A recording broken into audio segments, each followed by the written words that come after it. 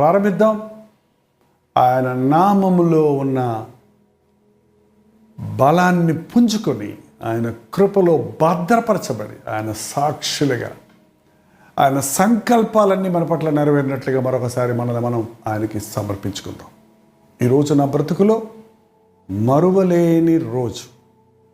1971 సంవత్సరం జూలై 15వ తారీఖు కాకినాడ నుండి సర్కార్ ఎక్స్ప్రెస్లో 14వ తారీఖు ఎక్కి 15వ తారీఖు ఆ రోజుల్లో మెడ్రాస్ అని పిలువబడిన ఈ మెడ్రాస్కి సమస్తమును విడిచిపెట్టి ప్రభు పిలుపును బట్టి నా భవిష్యత్తును గురించి ఆలోచించకుండా నా తల్లిదండ్రులను, నా తమ్ముళ్లను, చెల్లెళ్లను అన్నీ వదిలిపెట్టి ఒక చిన్న పెట్టెతో ఈ చెన్నై పట్టణానికి ప్రభువు సేవ కొరకు, బైబిల్ ట్రైనింగ్ కొరకు రావడం జరిగింది. 1971 సంవత్సరం నుండి ఈ రోజు వరకు ఎంతగా దేవుడు నన్ను కాపాడాడో, ఈ 49 సంవత్సరాలలో 50వ సంవత్సరంలోనికి పరిచర్యలో నేను ముందుకు సాగుతున్నప్పుడు నమ్మదగిన దేవుడు ఎన్ని అద్భుతాలు చేశాడో, అంచెలంచెలుగా ఈ పరిచర్యను ఎట్లా దీవించాడో నన్నది జ్ఞాపకం చేసుకొని ప్రభువును స్తుతిస్తున్నాను.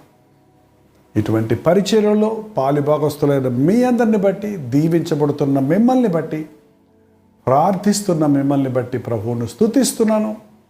అంతవరకు నమ్మకంగా ఉండి ఆయన సాక్షిగా ఉండినట్లు నా కొరకు మీరు ప్రార్థించండి. ఈరోజు మరొక వర్తమానాన్ని మనం కీర్తన 9లో నుండి నేర్చుకోవడానికి ముందు చిన్న ప్రార్థన చేసుకుందాం. తలలు వంచండి. ప్రభువా, నీకు వందనములు, నీకు స్తుతులయ్యా. నమ్మదగిన దేవా, నీకు వందనములయ్యా. పిలిచిన వాడివి, నమ్మదగిన వాడివని నా జీవితంలో నిరూపించుకుంటున్నందుకే నీకు స్తుతులు చెల్లిస్తున్నాను. నీ మాటకు లోబడిన వారిని, నీ పిలుపుకు లోబడిన వారిని, నీ పనిలో నీ సాక్షులుగా బ్రతుకుటకు ఆశపడిన వారిని నీవెంతగా దీవిస్తావో, హెచ్చిస్తావో అన్నది నా బ్రతుకు దినములలో నేను చూచే కృపనిచ్చినందుకు విరిగి నలిగిన హృదయముతో, స్తుతి కృతజ్ఞతలతో ఈ సమయంలో నీ ముందు సాగిలపడుతున్నాను. ఇలాంటి పరిచర్యలో, ఈ లైవ్ ప్రోగ్రామ్స్ ద్వారా అనేకులను ఉదయకాలముని నమ్మదగిన దేవుడు మన దేవుడని చెప్పుటకు, నీవు చేసిన ఆశ్చర్య కార్యాలను వివరించుకొనుటకు ఇచ్చిన ఈ గొప్ప అవకాశమును బట్టి వందనములు. మా బ్రతుకు దినములలో ఒక్క దినము కూడా వృధా అయిపోకుండా అనుదినము నీ సిలువెత్తుకుని నిన్ను వెంబడించే భక్తులుగా మమ్మల్ని ఒక్కొక్కరిని తీర్చిదిద్దుమని క్రీస్తు నామములో అడుగుచున్నాము తండ్రి, ఆమేన్.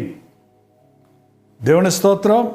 మరి ఈరోజు బాగున్నారా? మీరు ఎలా ఉన్నారు? నేను సంతోషంగా ఉన్నాను. ఎందుకంటే ఇన్ని సంవత్సరాల పరిచర్యలో ఎన్నో కష్టాలు వచ్చినా నమ్మదగిన దేవుడు ఉన్నాడన్న సంతోషం, ఆయన తోడున్నాడు కాబట్టి ఇరుకులో, ఇబ్బందులో, శ్రమలో, బాధలో, పోరాటాలలో ఆయన హస్తాన్ని చూడగలిగాం. మరి మీ జీవితంలో కూడా అటువంటి సాక్ష్యాలు ఉన్నాయా? మీరందరూ సేవకు వచ్చి ఉండకపోవచ్చు, అందరూ పరిపూర్ణమైన సేవకులు కాకపోవచ్చు, కానీ ప్రతి ఒక్కరూ ప్రభువు సాక్షిగా ఉండాలని ఆయన కోరుతున్నాడు. అందరూ పాస్టర్లు అయితే ప్రసంగాలు చెప్తూ కూర్చుంటే వినేవాళ్ళు ఎవరు ఉంటారండి?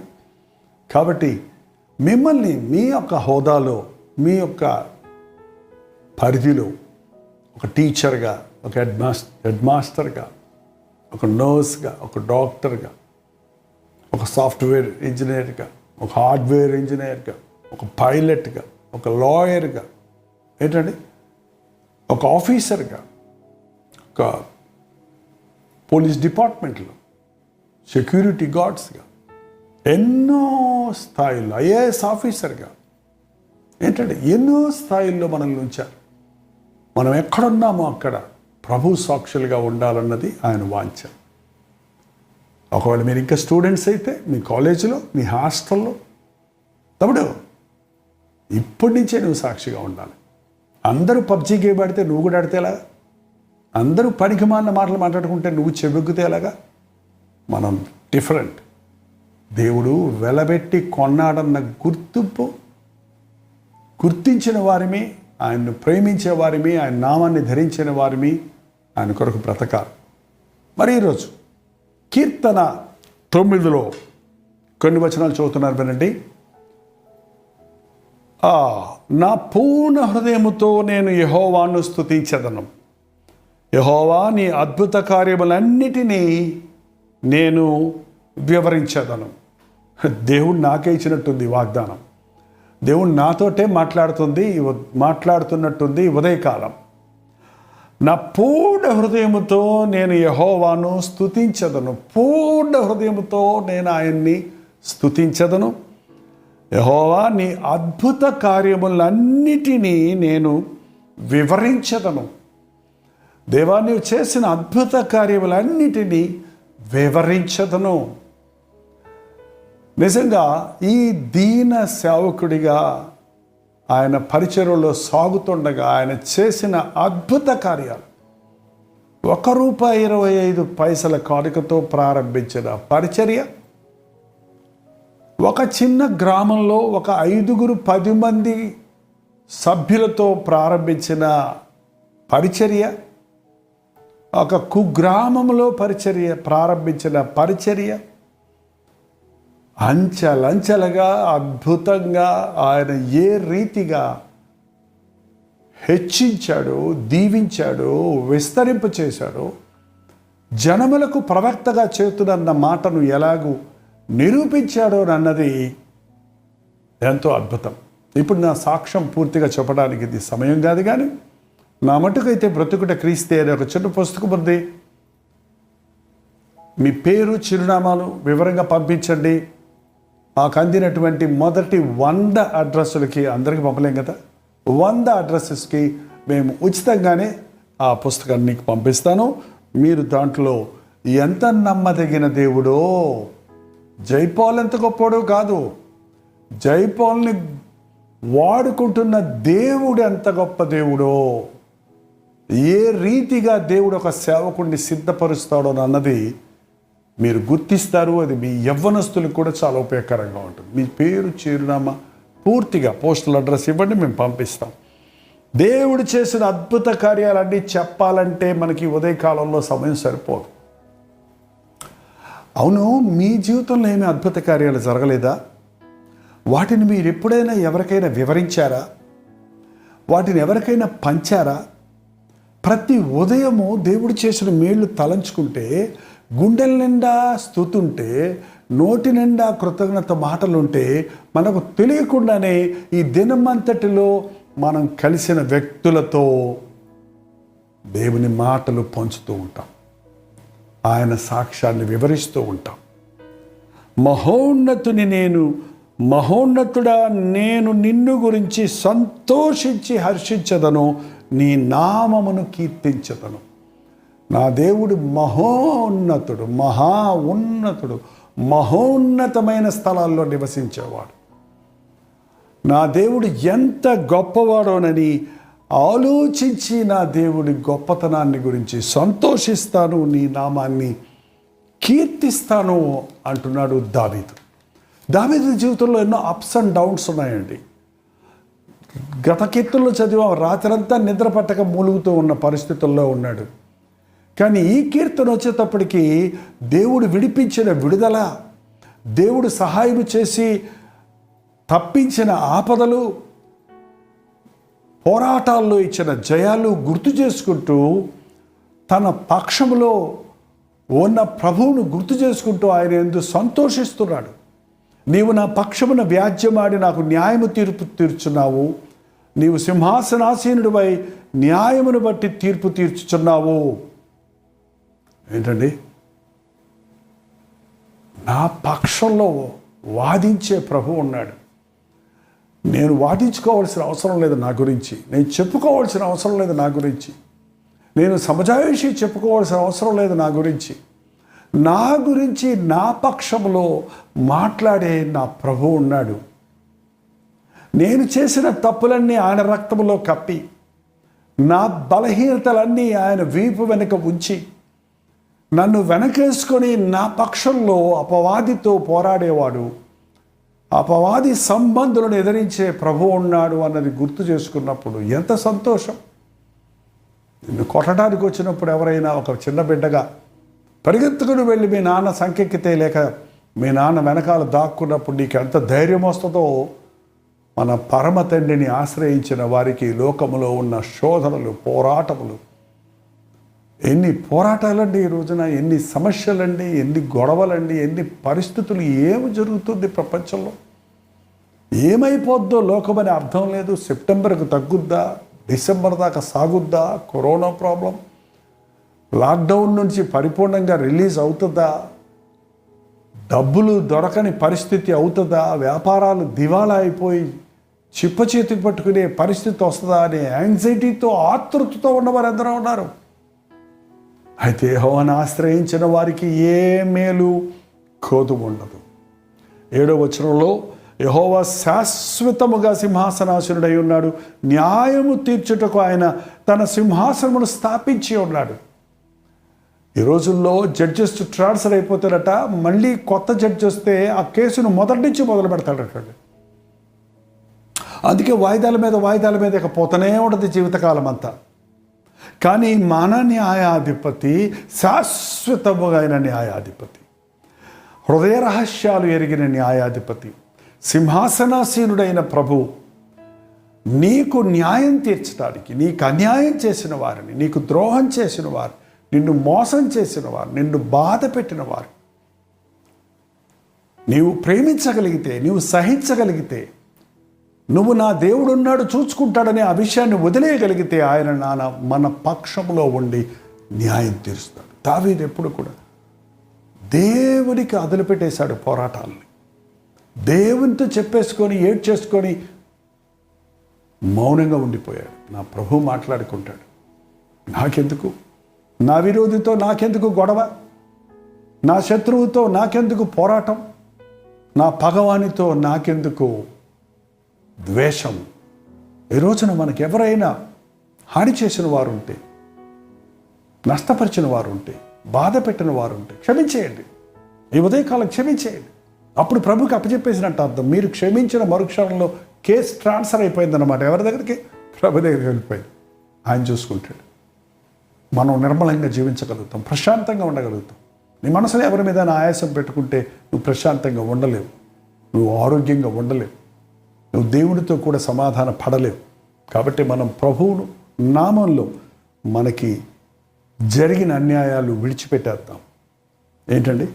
నలిగిన వారికి తాను మహాదుర్గమగును, ఆపత్కాలములలో వారికి మహాదుర్గమగును. నలిగిన వారికి, ఆపత్కాలములో ఉన్న వారికి ఆయన దుర్గముగా ఉన్నాడు. మనం ఎన్ని విధాలుగా మనుషులు మనల్ని వేధించిన, పరిస్థితులు మనల్ని శోధించిన, అన్ని విధాల మనం కృంగిపోయినా, కన్నీటి ప్రవాహంలో మనం కుమిలిపోతూ ఉన్నా, తట్టుకోలేని బాధతో, చెప్పుకోలేని వేదనతో మనం కృంగిపోతూ ఉన్నా, ఆయనే మన దుర్గము, మన కోట. ఆయన మీద అనుకుంటే, ఆయన పరిధిలో మనం ఉంటే ఆయన మనకు విడుదలను కలుగజేస్తాడు. ఇంకా చూడండి, యెహోవా నిన్ను ఆశ్రయించు వారిని నీవు విడిచిపెట్టువాడవు కావు, కావున నీ నామం ఎరిగిన వారు నిన్ను నమ్ముకొందురు. నిన్ను ఆశ్రయించు వారిని నువ్వు విడిచిపెట్టువారు కావు, కావున నీ నామం ఎరిగిన వారు నిన్నే నమ్ముకుంటారు. సియోను వాసి అయిన యెహోవాను కీర్తించుడి, ఆయన క్రియలను ప్రజలలో ప్రచురించుడి. ప్రభువును నమ్మిన వారు కృంగిపోనవసరం లేదు. ఆయన నమ్మిన వాడు, నమ్మదగిన వాడు, మనల్ని విడువని వాడు. మన జీవితాలలో ఎన్నో రకాల పోరాటాల్లో వెళ్ళినప్పటికీ ఒక్కసారి మీరు ఆలోచన చేసుకుంటే, ఇవాళ మనం సజీవులుగా ఉన్నాం, ఆరోగ్యవంతులుగా ఉన్నాం. చాలామందికి కరోనా వైరస్ పాజిటివ్ వచ్చిందని బాధపడుతున్నారు, భయపడుతున్నారు. కుటుంబ సభ్యులందరూ అల్లకల్లోలంగా ఉన్నారు. పరిస్థితుల ప్రభావం అందరి మీద చూపిస్తున్న మూలాన ఆర్థిక ఇబ్బందుల్లో ఉన్నారు. మానసికంగా చాలా దిగులుతో, కృంగుదలతో, నిరుత్సాహంతో ఉన్నారు. కానీ నాకు యేసు ప్రభువు ఉన్నాడు అన్న ధైర్యంతో మనం ఈరోజు ఈ దినచర్యను ప్రారంభిస్తే ఏ సమస్య వచ్చినా, ఏ పోరాటం ఎదుర్కోవాల్సి వచ్చినా నా పక్షంలో నా ప్రభువు ఉన్నాడు కనుక ఆయన చూసుకుంటాడు. యెహోవా ఈరే నా కొదువులన్నీ తీర్చేవాడు అని నమ్మినట్లయితే ఆయన చేసే అద్భుత కార్యాలు చూడగలుగుతాం. అసలు బైబిల్లో మీరు గమనిస్తే ఒక సమస్య లేని చోట ఒక అద్భుతం జరగలేదు. If there is no problem, there is no miracle. నీ బ్రతుకులో మెరకల్స్ చూడాలంటే, అద్భుతాలు చూడాలంటే నీకు శ్రమలు రావాలి, నీకు లోటు కలగాలి. కాబట్టి దేవుడు కొన్నిసార్లు మనల్ని శ్రమల గుండా తీసుకొని వెళ్తున్నాడు, తన అద్భుత కార్యాలు చూపిస్తున్నాడు. కొరతల గుండా తీసుకొని వెళ్తున్నాడు, తన యొక్క సమృద్ధిని అనుగ్రహిస్తున్నాడు. వ్యాధుల గుండా తీసుకొని వెళ్తున్నాడు, తన స్వస్థతను దయచేస్తున్నాడు. నిన్ను మధ్యలో వదిలిపెట్టేవాడు కాదు గనక, నిన్ను విడిచిపెట్టేవాడే కాదు గనక, నీ బ్రతుకుని ఆయన చేతుల్లోకి అప్పగించుకుంటే నీ దినమంతటిలో, నీ బ్రతుకంతటిలో ఆయన మనల్ని ఆదరిస్తాడు, బలపరుస్తాడు, ఆయన మనల్ని కాపాడుతాడు. మనం ఓపెన్ చేయాలి. ఆయన చేసిన కార్యాలను ప్రజలందరిలో ప్రచురించాలి. ఇంగ్లీష్ బైబిల్లో ఒక ట్రాన్స్లేషన్లో ఉంది, త్రూ అవుట్ ద వరల్డ్. దేవుడు చేసిన కార్యాలను ప్రపంచమంతటికి ప్రకటిస్తా. ఈ లైవ్లో అదే జరుగుతుందండి. మీ రక్షణ సాక్ష్యాలను, మీ అద్భుత కార్యాలను, దేవునికి ప్రార్థన చేసిన తర్వాత జరిగిన సంగతులను దయచేసి ఒక వాట్సాప్ మెసేజ్ ద్వారా తెలియచేయండి. అవి యోగ్యమైనవైతే, అవి దేవుని నామాన్ని మహిమపరచున్నట్లు, లోకమంతటా ప్రచురించబడినట్లు పంచుకుందాం. యెహోవా స్తోత్రార్హ క్రియలను దాయకుండా పిల్ల తరాలకు దాన్ని తెలియచేయాలని వాక్యం తెలియజేస్తుంది. నీ జీవితంలో జరిగిన అద్భుతాల గురించి నీ భార్యకు చెప్పావా, నీ భర్తకు చెప్పావా, నీ బిడ్డలకు చెప్పావా, మీ ఫ్రెండ్స్కి చెప్పావా, నీ ఇరుగు పొరుగు వారికి చెప్పావా? చర్చిలో మైకిస్తే చెప్తారంటాం కాదండి. మన నోట దేవుని మాట ఉన్నప్పుడు ఆయన ఎంత గొప్పవాడో అన్నది, ఆయన చేసిన అద్భుత కార్యాలను గురించి ప్రచురం చేయాలి. ఎన్ని రకాల దేవుడు నాకు ఈ 49 సంవత్సరాల్లో మేలు చేశాడు అన్నది. యాక్సిడెంట్లలో చావకుండా చేశాడు, ఆపరేషన్స్లో రెస్టోర్ అవడానికి హెల్త్ సహాయం చేశాడు, ఆర్థికంగా ఎన్ని పోరాటాల్లో అడుక్కు తినక్కర్లేకుండా దేవుడు ఇప్పుడు ఏది కావాలో అది ఇస్తూ పరిచర్యను కొనసాగించడానికి సహాయం చేసి, ఏ స్థాయికి ఆ స్థాయి పరిచర్య పెరుగుతుండగా సమృద్ధిని కలుగజేశాడు. దేవుడు నాకు ఇచ్చిన కుటుంబాన్ని ఆయన కొరకు పెంచడానికి సహాయం చేశాడు. చాలా పోరాటాలతోనే, చాలా సాతానుడు నా కుటుంబం పట్ల కన్ను వేసినప్పటికీ దేవుని కృపలో నా 3 కుమారులను సేవకులుగా సిద్ధపరచుకోవడానికి, వారి కుటుంబాలతో పాటు పరిచర్య చేయడానికి ఎవరికి సాధ్యమండి?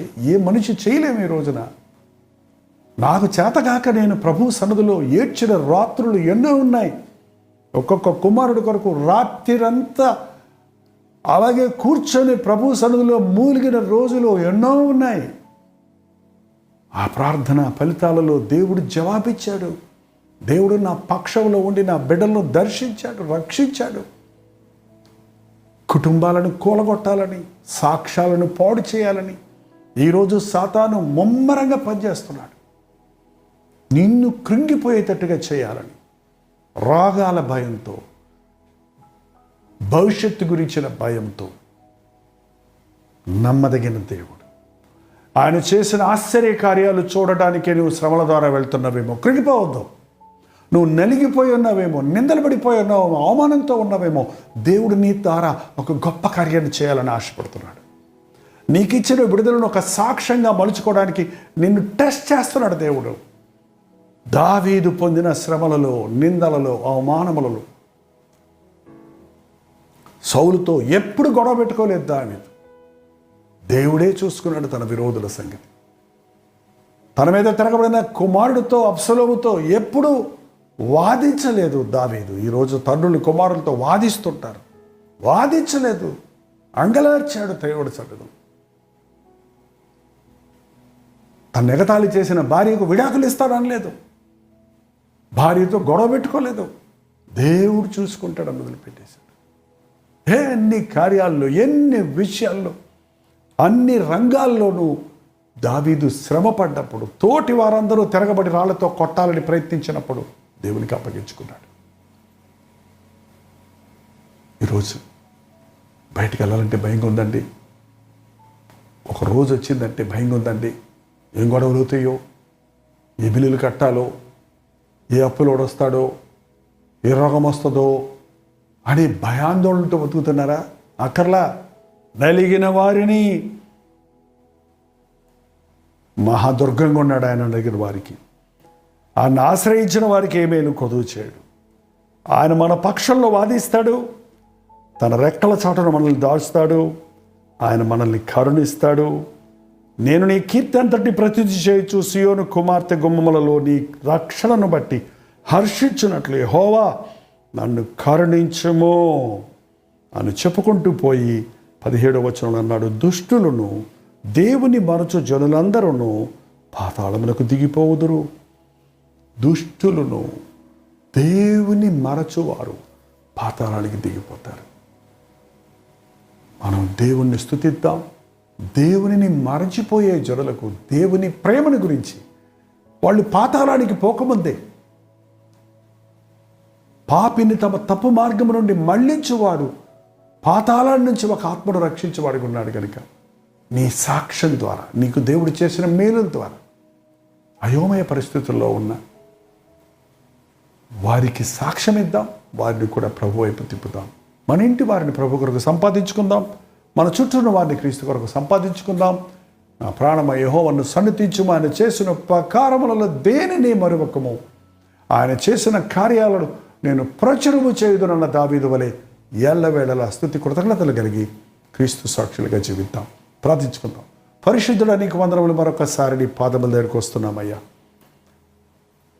ఈ లైవ్లో జాయిన్ అయిన ఈ ఉదయ కాలములో నీవు చేసిన మేలులను జ్ఞాపకం చేసుకుంటున్న ప్రతి ఒక్కరు ఎన్ని మరణాల నుండి, ఎన్ని విభేదాల నుండి, ఎన్ని పోరాటాల నుండి, ఎన్ని సమస్యల నుండి, ఎన్ని ఆపదల నుండి, ఎన్నెన్ని రీతులుగా ఎప్పుడెప్పుడు నీవు నాకు మేలు చేశావో జ్ఞాపకం చేసుకోవాలన్న ఆశ ప్రతి ఒక్కరికి కలుగు చేయము. అవును, నా దేవుడు నమ్మదగిన వాడు, నా పక్షంలో వాదించేవాడు, నేను నలిగినప్పుడు నన్ను ఆదరించేవాడు, నేను కృంగినప్పుడు నన్ను లేవనెత్తేవాడు. ఆయన నా పట్ల చేసిన కార్యములు ఎన్నెన్నో ఉన్నవని ప్రతి ఒక్కరము ఈ ఉదయకాల సమయంలో స్తుతి కృతజ్ఞతలతో నిన్ను స్తుతిస్తూ, నీవు చేసిన మేలు తలస్తూ, వాటిని దాయకుండా మా చుట్టూ ఉన్న వారికి ప్రచురపరచుటకు ఈ దినమంతటిలో, మా బ్రతుకంతటిలో మా ఒక్కొక్కరికి నీ సహాయము చేయమని యేసు క్రీస్తు నామములో అడుగుచున్నాము తండ్రి. ఆమేన్. మన తండ్రి అయిన దేవుని యొక్క ప్రేమయు, కుమారుడైన క్రీస్తు యొక్క కృపయు, ఆదరణకర్త అయిన పరిశుద్ధాత్మ యొక్క సహవాసమును ఎక్కడెక్కడ నుండి ఎవరెవరు ఈ లైవ్ను ఏకీభవించారో వారందరికీ ఆ ప్రభువే వారి పక్షములో ఉండి న్యాయము చేయుటకు, ఆదరించి కాచి కాపాడుటకు ఇప్పుడును సదాకాలమును తోడై ఉండును గాక. ఆమేన్, ఆమేన్, ఆమేన్. దేవుని స్తోత్రం. 954041 నెంబర్కి మీరు పొందినటువంటి ఆశీర్వాదాలు, మేలుల గురించిన సాక్ష్యాలను పంపించండి. వాయిస్ మెసేజ్ కానీ టెక్స్ట్ మెసేజ్ కానీ పంపించండి. ఫోన్ చేయకండి. ప్రభువును స్తుతించడానికి, మీకోసం ప్రార్థించడానికి ఆశ కలుగున్నాం. njpaul@gmail.com అని ఈమెయిల్ ఐడి కూడా మీరు మెయిల్ చేయవచ్చు. ఈరోజు 7 గంటలకు శుభవార్తలను